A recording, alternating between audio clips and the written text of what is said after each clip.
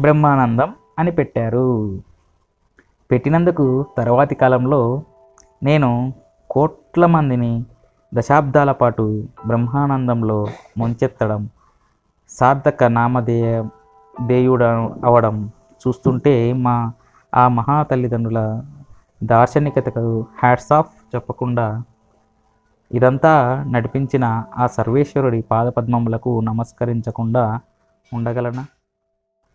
ఓ రోజు మా ఇంటికి చుట్టపు చూపుగా వచ్చాడు మా మేనమామ.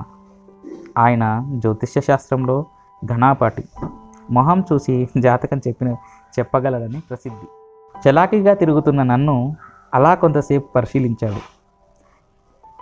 మా అమ్మను పిలిచాడు. చెల్లెమ్మ, మన బ్రహ్మం పరమ భ్రష్టుడన్నా అవుతాడు, లేదా జాతి గర్వించే స్థాయి కన్నా ఎదుగుతాడు, అంతేగాని మామూలుగా మాత్రం బతకడే అన్నాడు.